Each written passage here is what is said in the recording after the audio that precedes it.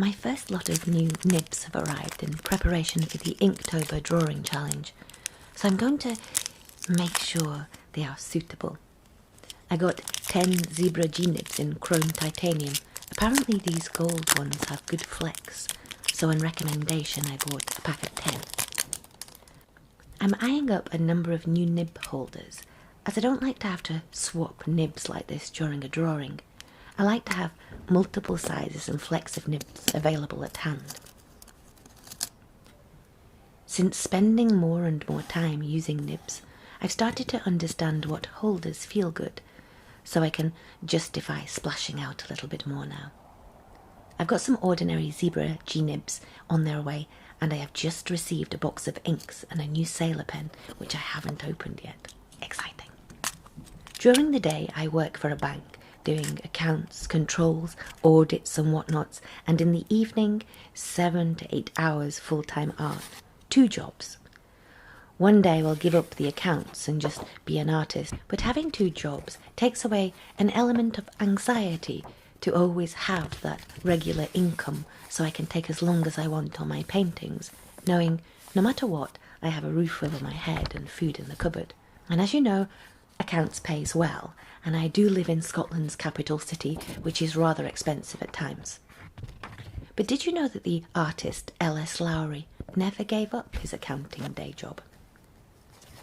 My office at the moment has confirmed we are in an official period of national mourning until Tuesday, the 20th of September. We all have Monday off for the Queen's funeral, with all offices closed, and have permission to take time out to attend any services or special events, or if we wish to be out on the streets to pay respects to the Queen. Travelling across the city to the office with all the crowds of people has become a little bit time-consuming, so I am working from home, as I do most days now after the pandemic. From my studio flat I heard the castle guns firing to welcome in the new King Charles III. I wouldn't say I was a royal fan or royalist by any means. I do question the need for more than one potential governing power. But strangely, I feel the need to be respectful out of a sense of honour for my grandparents who served Queen and country. But I do feel a little anarchy flowing through my blood. I won't deny, it has to be said. And I wonder whether the Queen liked Scotland's sense of independence. I wonder if she felt powerless at times, just like Scotland, and could relate at the deepest level.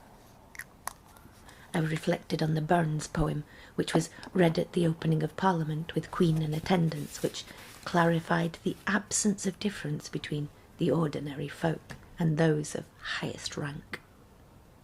And then there is our new King Charles III, who has always been an opinionated rebel.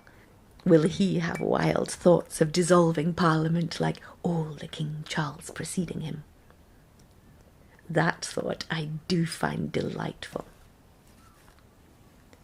But in times of reflection like these, we do look towards traditional forms of art, like beautiful words of poetry or rap.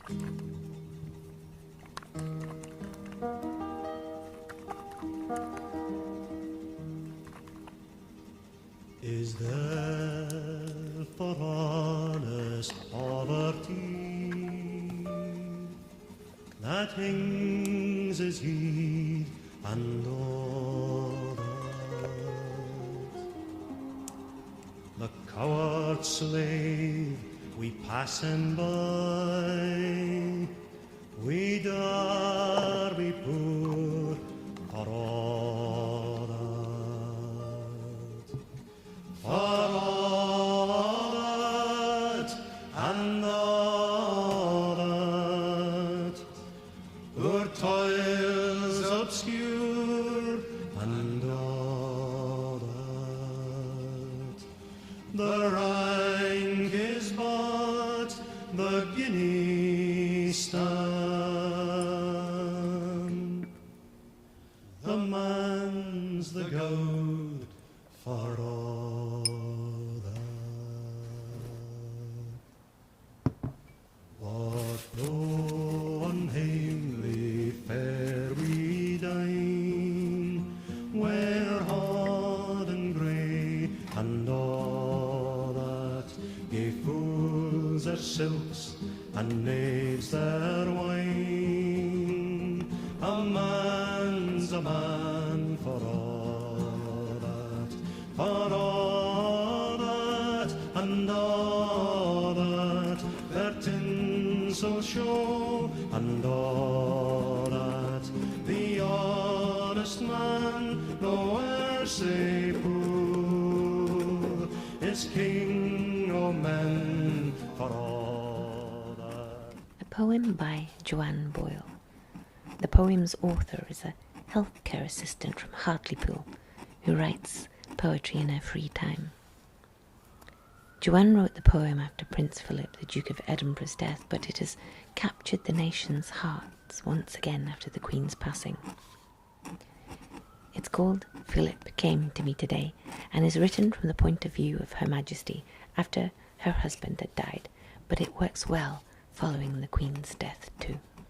Lines like, Philip came to me today and said it was time to go, and Philip held my hand as he led the way, work with both contexts, making them even more touching. Joanne also wrote, my heart is bursting with pride because of all you've done. I was once a girl with dreams, now a lady of hearts I've won. I've never looked for fame or asked for anything. All I've ever wanted is to be loved for what I bring. Inside I feel so much that this is my gift. I sense other people's sadness, so I try to give their spirits a lift.